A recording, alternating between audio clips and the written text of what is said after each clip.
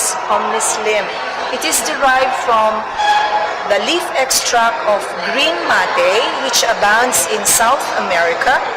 Our product is already approved by Philippine FDA as well as listed in US FDA as GRAS, or generally recognized as safe. It is primarily used for weight management, energy, and vitality. We have two formulations, one in capsule that is in bottle, and the other one is tea or powdered tea. It also contains collagen and elastin to prevent the sagging of the skin and wrinkles. So with Omnislim, you get the good looks as well as the good skin. Sa mga gusto pong magnegosyo nito o kaya mag-market, naghahanap po ako ng mga marketing arm. Tawagan lang po ako sa telephone number 937-0231 o kaya ay 664-6159 o sa cellphone number na 0928-243-5030. Ito po yung laman po ng Putupaw po namin. At pwede nyo rin pong i-search sa Facebook po, yung Dapar Putupaw, at makikita po doon lahat na tungkol sa paggawaan po namin.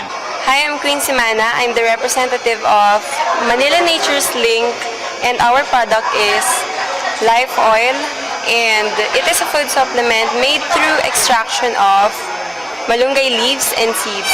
Well, if you want to know more about the product, you can go to malunggayLifeOil.com and you can contact us 474-2499 or 0917-821-7870.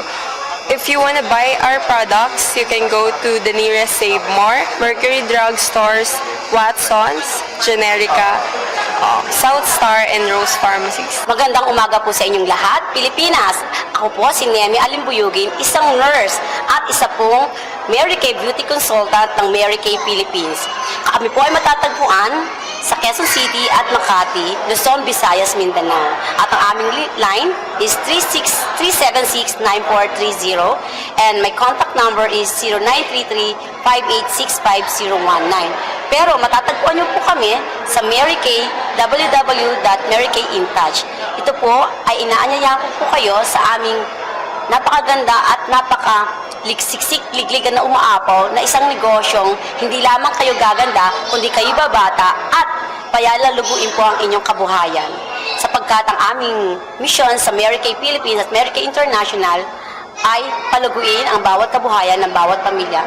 Sapagkat ang aming misyon, God's first, family first, God's second, the family, and third is career.